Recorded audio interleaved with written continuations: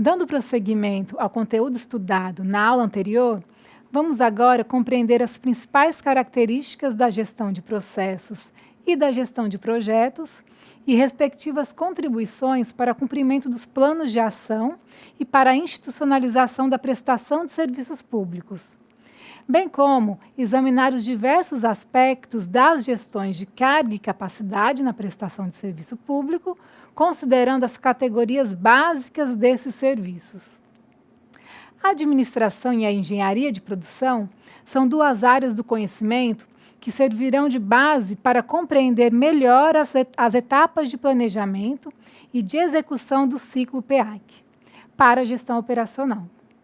Vale lembrar que a gestão operacional, o objetivo é garantir a prestação de serviços públicos com o cumprimento de prazo e qualidade e respeitando as exigências legais e informações das gestões superiores.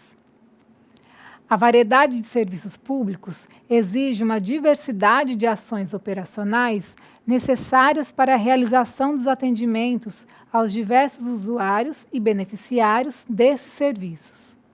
Na nossa unidade 2 do caderno didático, vamos trabalhar ao menos 2 tipos distintos de ações operacionais, dos processos e dos projetos. Cada categoria de ações exige sistemáticas de gerenciamentos distintas, que são as seguintes. Cada ação exige uma frequência. Temos nos extremos a frequência permanente ou contínua, no caso de gerenciamento de processos, que podemos citar como exemplo a fiscalização das estradas de rodagem e as ações de frequência única, que seria o gerenciamento de projetos, como, por exemplo, um curso específico para um determinado grupo de gestantes em um posto de saúde público. No centro, temos as ações que ocorrem sazonalmente ou periodicamente, como a declaração de imposto de renda que fazemos anualmente. O que devemos saber é que, se a ação é única, chamamos de projeto, e se for contínua, chamamos de processo. Vamos agora voltar ao ciclo PEAC, da gestão operacional, que aprendemos na aula anterior. É apenas substituir o termo ações por projetos e processos. A etapa do planejamento cabe agora a modelagem de processos e projetos e o cronograma das respectivas ações. Em seguida, a execução de ações de processos e projetos, a avaliação cabe o monitoramento e a avaliação, propriamente dita, das ações de processos e projetos, por fim, o controle, que cabem ajustes na execução de processos e projetos. Falamos aqui de processos e ainda não definimos um conceito pontual sobre o que é um processo no ambiente do serviço público. Vamos a alguns exemplos disponibilizados no nosso caderno didático em que está inserido o termo processo. A realização deste trabalho não deve ser considerada como uma ocorrência eventual, mas sim como um processo. Ele deve abrir um processo contra a organização para recuperar o que já foi pago até agora. Este processo não leva a lugar algum. O processo administrativo que estamos analisando ainda está na etapa inicial. Devemos enfatizar o processo e não o produto. Essa tarefa faz parte de um processo muito maior. O que podemos aprender com esses exemplos é que o termo processo está associado com a ideia de continuidade no tempo, de sequência de atividades ou etapas e de geração de resultados e produtos. Assim, podemos construir o seguinte conceito para o termo processo. Processo é um conjunto de atividades executadas de forma sequencial e contínua no tempo, necessárias e suficientes para a geração de um resultado ou de um produto para o interessado, respeitadas as diretrizes, normas, leis e recursos disponíveis. Para fixar o conceito apresentado, vamos à nossa figura. Aqui temos a representação de um processo na administração pública. Vamos tomar como exemplo a busca por um atendimento num posto de saúde público. Na entrada, temos o cidadão em busca do serviço. Até chegar à saída, que corresponde ao resultado, ou seja, ao término do atendimento médico realizado, o cidadão passa por diversas etapas representadas por P1, P2, P3 até PN. Essas etapas, que são contínuas, chamamos de processo.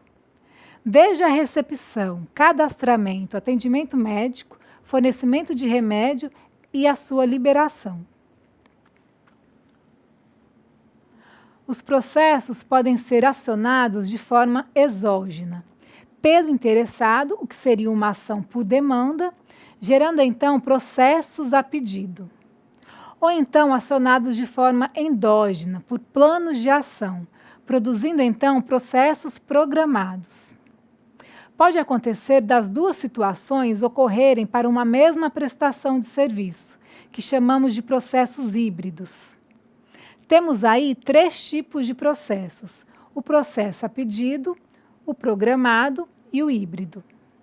Em nosso caderno didático, temos a representação desses tipos de processo. Aqui vamos entender como se dá o processo a pedido. E em casa, vocês observem no nosso caderno a diferença em relação aos demais processos, programado e híbrido. Como estamos trabalhando o cenário da administração pública, é importante destacarmos ainda que, independe da forma, tanto os processos a pedido como os programados e os híbridos devem ser considerados em todas as etapas da execução, o disposto em instrumentos legais. Temos aqui a representação do nosso processo a pedido. O cidadão foi denominado, mais especificamente, de solicitante, que é quem demanda a ação. As atividades que denominamos na figura anterior como P1, P2 até PN, colocamos aqui como atendimento, execução dos processos internos, entrega e aprendizado, institucionalização. Na saída, temos a solução. Os relacionamentos com o solicitante especificam claramente por processo que vai desde o pedido até as soluções. Vamos agora apresentar alguns exemplos correlacionando a esses 3 tipos de processos, em 3 perspectivas: serviços de atendimento direto, de disponibilização de infraestrutura e de intervenção legal. Em serviços de atendimento direto, no processo a pedido, que é aquele que atende uma demanda, podemos citar um hospital credenciado pelo Sistema Único de Saúde, o SUS. Já no processo programado, que refere-se à atenção a um público-alvo, temos como exemplo o programa Bolsa Família. Já o processo híbrido, temos o atendimento de solicitação de matrículas no início do exercício por instituições de ensino da rede pública. Em primeiro lugar, as vagas são disponibilizadas de forma programada. Em segundo lugar, é realizado o atendimento a pedido. Ao lado, temos serviço de infraestrutura na administração pública. A forma a pedido seria o atendimento a uma solicitação de informações. No processo programado, temos a manutenção de estradas de rodagem em um determinado trecho de uma rodovia específica. Já o híbrido seria a instalação de fonte de energia elétrica em residência. Por fim, na intervenção legal, temos a expedição de autorização de pesca para a pessoa física, que trata de um processo a pedido. As operações realizadas pela Polícia Federal e polícias estaduais no processo programado e o recadastramento de contribuintes no processo híbrido. Do mesmo modo que no processo, a palavra projeto, em seus diversos significados, pode ser de seu conhecimento. Vejamos as afirmações a seguir. Esta mudança de cidade não fazia parte dos meus projetos. Entreguei meu projeto de monografia sem a necessária revisão. A casa desabou por falha no projeto de engenharia. Este candidato a prefeito não tem projeto. Comprei um livro de gerenciamento de projetos sociais. De forma similar ao que destacamos para processo, essas frases sugerem algumas ideias que reforçam o conceito sobre projeto. Primeiro, a ideia de uma ação que tem início, meio e fim, e não se repete. Segundo, a ideia de que o produto é gerado ao final do projeto. Com base nessas ideias, podemos definir projeto como um conjunto de atividades, tarefas, ações, procedimentos de execução única, necessárias e suficientes para a obtenção de uma solução ou de um produto, em contextos diretivos, normativos, de recursos e de aprendizado específicos.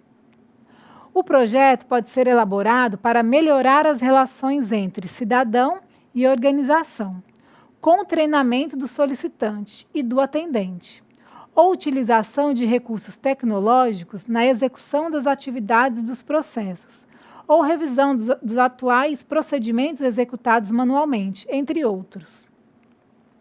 Vamos então a um exemplo prático. Considere uma política pública formulada pelo governo para a área científica e tecnológica que define como prioridade a substituição da base tecnológica da produção industrial de calçados do país. Logo, o órgão público responsável pela implementação da política imprime essa diretriz no processo de desenvolvimento de tecnologias para a indústria de calçados, que, assim, programa as seguintes ações ou projetos executores. Realização de um curso de especialização sobre tecnologias emergentes em máquinas e equipamentos de tratamento de couro. Assinatura de um convênio com o Serviço Nacional da Indústria para capacitação de empregados do setor. E implantação de um programa de subsídios para importação de máquinas e equipamentos, entre outros. Cada um desses projetos será executado e, ao final, uma atividade de integração será realizada para a disponibilização de uma nova solução tecnológica para o público-alvo. Vamos agora centrar nossa atenção na etapa de planejamento do ciclo de gestão das ações operacionais, estudando uma gestão específica, a gestão de carga e de capacidade. Essa gestão é crítica para a administração pública, uma vez que problemas referentes às demandas não adequadamente tratados pela gestão de carga e de capacidade podem gerar impactos significativos nos resultados da prestação de serviços públicos. Para as organizações públicas, sujeitas às restrições orçamentárias, isto é, com capacidade limitada de recursos para atendimento às demandas dos usuários públicos, que são sempre crescentes, a tarefa de gerenciar a carga, entendida como volume dessa demanda, e a capacidade, entendida como qualidade no atendimento a essa demanda, torna-se crítica. Um dos instrumentos usados como recurso para a operacionalização dessas questões de carga versus capacidade é o gerenciamento por problemas, uma metodologia cada vez mais usada no mundo administrativo e mesmo no educacional. Mesmo sendo um modelo bem simplificado, de apenas 4 fases, o gerenciamento por problemas tem se mostrado bastante útil, embora sua aplicação, no caso da gestão operacional, esteja condicionada a variáveis e a contextos especificados nos processos a pedido, programados e híbridos. Essas 4 fases do gerenciamento por problemas seriam o estudo do problema, a tomada de decisão sobre a solução mais adequada, a implementação dessa solução e a avaliação do impacto da intervenção. Seguindo o exemplo do nosso caderno didático, imagine um problema de programação observado na atividade de atendimento a uma prestação de serviço público de um processo a pedido. E tal problema pode ser avaliado a partir das seguintes perguntas e possíveis soluções. Na primeira coluna, temos possíveis perguntas ao problema citado e, ao lado, respectivas soluções. Primeiro, temos a seguinte pergunta: quem atender primeiro? Uma possível solução seria rever a lista de prioridades. Quais funcionários ou servidores serão alocados? Contratar funcionários por prazo determinado. Em que prazo será entregue a solução? Adiar a implantação do novo processo. Vamos usar o processo existente ou vamos testar o processo redesenhado? Estabelecer canais de comunicação emergenciais. Quais informações devem ser fornecidas e a quem sobre o andamento do trabalho? Limitar as informações àquelas normalmente fornecidas ao superior hierárquico. O que pactuar com o solicitante? Rever o contrato inicial. Como agir com os intervenientes políticos? Realizar reunião prévia com os intervenientes políticos. Após termos apresentado os conceitos básicos de gerenciamento por problemas de carga e de capacidade, vamos detalhar como ocorre a gestão de carga e de capacidade para as ações operacionais executadas, por meio dos processos a pedido. Conforme o modelo simplificado dos processos a pedido, todos os procedimentos podem ser agrupados em 4 grandes macroatividades: atendimento, execução dos processos internos, entrega das soluções e aprendizado e consequente institucionalização. No nosso caderno didático, vocês podem verificar alguns problemas de carga e de capacidade característicos de cada um desses 4 grupos. Aqui vamos falar sobre as questões, decisões e ações da macroatividade de atendimento. Vamos considerar o seguinte exemplo hipotético: um problema de gerenciamento de carga e capacidade em que não há condições de atender ao pedido do solicitante no prazo e com qualidade, pois não existe capacidade suficiente. Possíveis questões seriam as seguintes: quais são as limitações de capacidade? A limitação é de recursos? Quais recursos? Humanos, logísticos, financeiros? Existe a possibilidade de usar recursos de terceiros? A contratação é viável no prazo? Que tipo de contratação? Existem parceiros? Existem fornecedores? A limitação é de competência interna? Não há capacitação suficiente nas tecnologias básicas do processo? Não há capacitação suficiente para o uso de tecnologias de apoio, como tecnologias de informação e comunicação? Existe a possibilidade de agregar competências externas? Como será feita? Com quem? Como a organização ou a cultura organizacional vai reagir? Quem deve ser informado? A chefia superior, o solicitante, o interessado político, a ouvidoria, o controle interno. Na sequência, temos as possíveis decisões: terceirizar, priorizando as parcerias com agentes públicos, a execução de parte do processo, investir na capacitação dos servidores do quadro interno, atualizar a estrutura de recursos para os próximos 5 anos, alocar 10% dos recursos de modernização na elaboração de manuais operacionais mais detalhados e em sistemas informatizados para apoio à operação. Em seguida, temos ações que poderiam ser implementadas: contratação de pelo menos 2 parceiros públicos para apoio operacional nos próximos 2 anos, implementação em curto prazo de ações específicas para monitoramento e controle das ações terceirizadas, estabelecimento de convênio com uma escola de governo, com ênfase em conteúdos técnicos específicos do serviço prestado. Para resumir essas questões de gerenciamento da macroatividade de atendimento, vamos analisar a seguinte figura. A figura nos mostra o detalhamento do processo de gerenciamento da macroatividade de atendimento. Observe que do lado esquerdo temos no retângulo pontilhado as 4 fases do gerenciamento do processo: problema, pergunta, decisão e ação.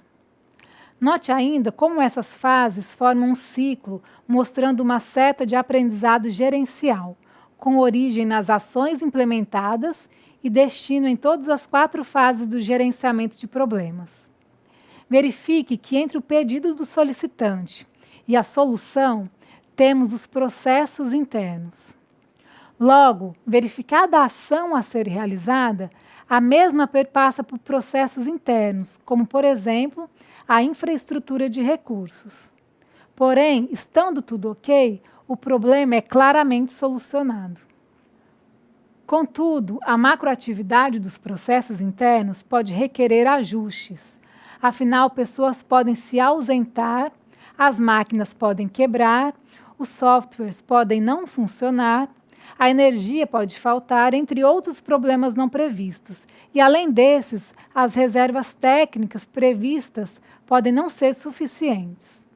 Assim, haverá necessidade de realizar o ciclo: problemas, questões ou perguntas, decisões e ações. A exemplo da macroatividade de atendimento. O desafio de gerenciamento da macroatividade de processos internos é manter os responsáveis pelas áreas de atendimento informados, pois pode ser necessário rever contratos, atualizar informações e comunicações com os agentes e os intervenientes do ambiente externo. Até aqui foi possível verificar que os serviços públicos podem ser agrupados em categorias, considerando as necessidades dos vários públicos-alvo, dos usuários ou dos beneficiários. Discutimos ainda que as ações operacionais necessárias para as respectivas prestações de serviços podem ser categorizadas, de acordo com a frequência de execução em processos e projetos. Gerenciar de forma integrada os processos e os projetos é um desafio do gestor público quanto à forma de institucionalizar a prestação de serviços e de obter resultados desejados pela sociedade, tanto no que se refere à eficiência, como também à eficácia, à relevância e à efetividade. Outro ponto que discutimos foi que gerenciar a carga e a capacidade é muito importante para a gestão das ações operacionais e para qualquer categoria de serviços públicos prestados. Para as organizações públicas, sujeitas às restrições orçamentárias, isto é, a capacidade limitada de recursos para atendimento às demandas dos usuários públicos, sempre crescentes, a tarefa de gerenciar a carga e a capacidade torna-se crítica. Um dos instrumentos usado como recurso para a operacionalização das questões carga e capacidade é o gerenciamento por problemas, metodologia cada vez mais usada no mundo administrativo e mesmo no educacional. Mesmo sendo um modelo bem simplificado, de apenas 4 fases, o gerenciamento por problemas tem se mostrado bastante útil. Agora falaremos sobre o controle operacional e os sistemas de avaliação. O objetivo dessa unidade é diferenciar as variadas categorias de sistemas de avaliação, que fornecem informações para o controle operacional, considerando seus múltiplos objetivos. Vamos também correlacionar as atividades dos modelos de processos de gerenciamento da informação e de avaliação no contexto dos sistemas de avaliação e identificar os diversos elementos que implementam sistemas de avaliação, em particular os órgãos da estrutura estatal, seus mecanismos e instrumentos. Conforme você deve ter observado até este momento, os problemas são, na realidade, foco ou objeto das decisões operacionais. Vale lembrar, como já vimos anteriormente, que o controle operacional realizado pelo gestor operacional trata de processos decisórios sustentados pelos modelos racional e processual. No modelo racional, o gestor deve observar regras e rotinas bem estruturadas para a solução dos problemas apresentados em seu cotidiano, e tal modelo é utilizado para as prestações de serviços na categoria intervenção legal.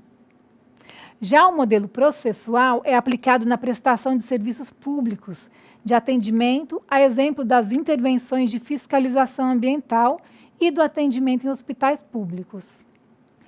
É importante ainda registrar que, por causa das características da administração pública, muitas vezes as variáveis políticas afetam os processos decisórios operacionais, exigindo considerar também o modelo político como referência. Portanto, o desempenho operacional pode ser entendido como cumprimento do que foi planejado, isto é, do que foi empenhado. As avaliações de desempenho devem ainda usar critérios como eficiência, eficácia, efetividade e relevância. A qualidade do processo decisório do gestor operacional depende, em grande parte, dos produtos e dos serviços informacionais para avaliação. Lembram do tema da nossa unidade? Sistemas de avaliação como sistemas de informação para o controle operacional. Ou seja, o controle operacional é uma etapa decisória do ciclo de gestão PEAC. Por esse motivo, depende das informações da etapa de avaliação para as tomadas de decisão. Quando abordamos a questão dos produtos e dos serviços informacionais, é preciso compreender a subjetividade inerente ao uso desses elementos pelos indivíduos. Questões sobre importância, suficiência e qualidade de produtos e de serviços informacionais variam de uma pessoa a outra. Por esse motivo, abordaremos inicialmente o perfil do gestor público do controle operacional, como usuário das informações, e em seguida explicitaremos algumas características básicas dos produtos e dos serviços informacionais de que ele necessita.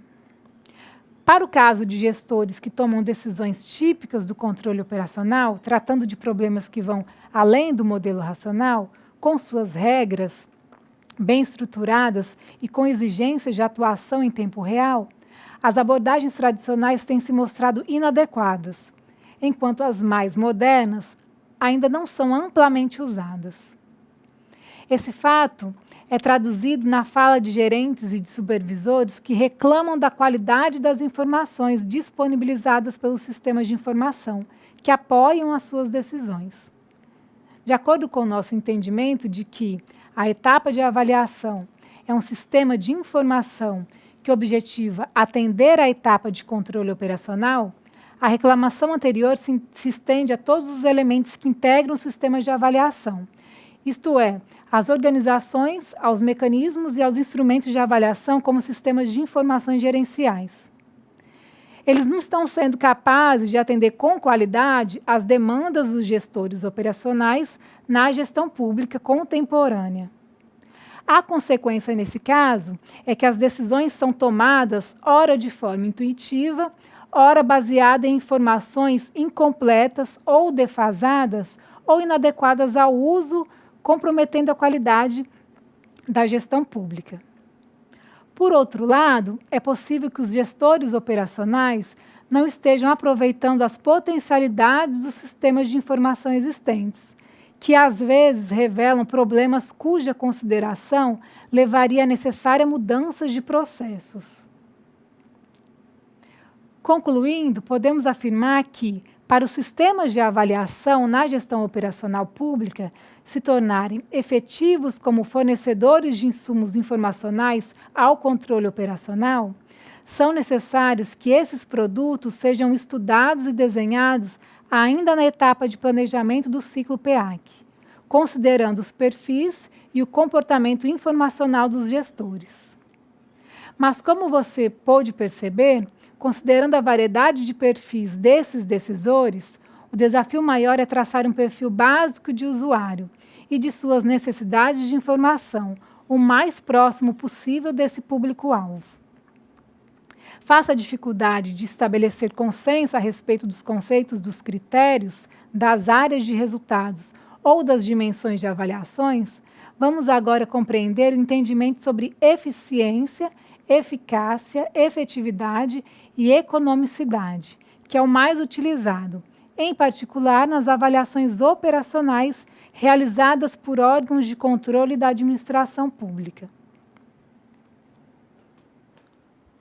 Num processo de avaliação, entende-se como economicidade a relação entre os insumos planejados para a execução de ações, processos, e os realmente consumidos.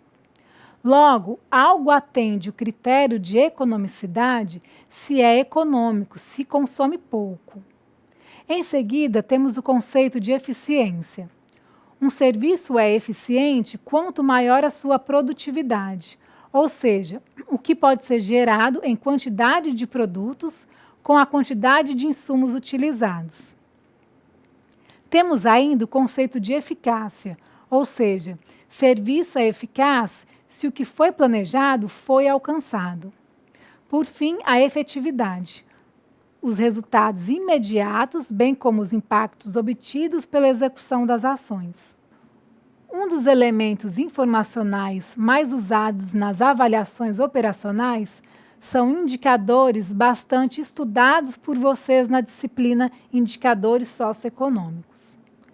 Em síntese, o indicador é definido como sendo um elemento que sintetiza informações, podendo ser numérico ou simbólico, obtido a partir de uma relação de variáveis e que, frente a uma escala ou a parâmetros de referência, essa informação mostra a situação relativa de um determinado problema ou de um aspecto da realidade considerado importante ou relevante.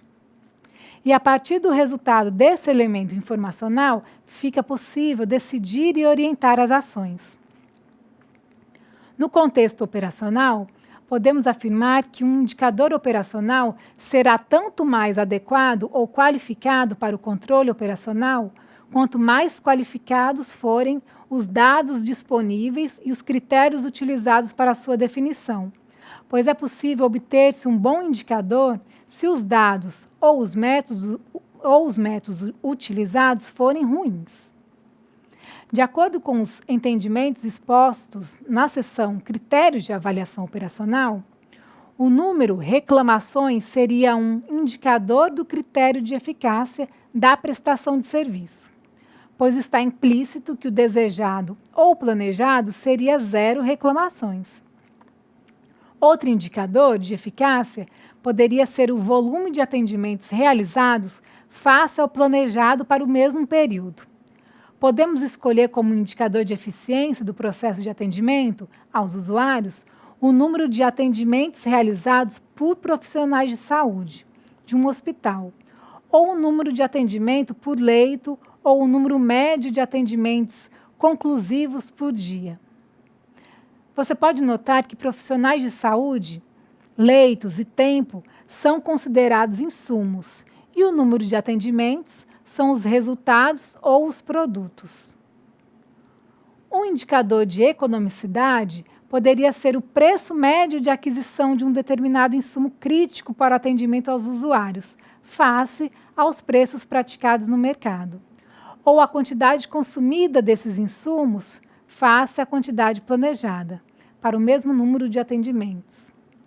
E, finalmente, poderíamos escolher como indicador de efetividade dos atendimentos prestados o número de casos de atendimentos recorrentes para determinada queixa sobre a área da saúde.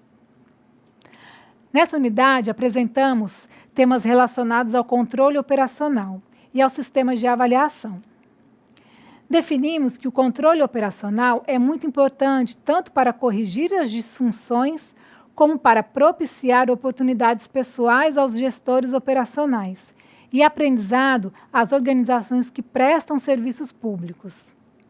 Vimos que o controle operacional é uma etapa decisória do ciclo de gestão PEAC. Por esse motivo, depende das informações da etapa de avaliação para as tomadas de decisão. Logo, considerar as organizações como sistema é uma forma de compreender melhor como se processam as trocas de informações entre essas etapas tão importantes na gestão operacional. Destacamos que o objeto ou foco sobre o qual são coletadas e avaliadas as informações para apoio ao controle operacional é o desempenho. Os produtos e os serviços informacionais consideram, entre outros, os critérios de economicidade, eficiência, eficácia, efetividade e podem utilizar indicadores como produto de síntese informacional. Discutimos que o controle e a avaliação são atividades de grande importância na gestão operacional, pois o controle promove o aprendizado e a institucionalização das organizações públicas, além de garantir a implementação de ajustes no desempenho das ações operacionais, abrangendo seus insumos, processos e resultados. E a avaliação, como um sistema de informação de apoio às decisões operacionais, mostra uma complexidade similar à encontrada nos ajustes dos desempenhos efetivados pelo controle operacional. Grande parte dessa complexidade se deve às exigências legais e normativas vigentes.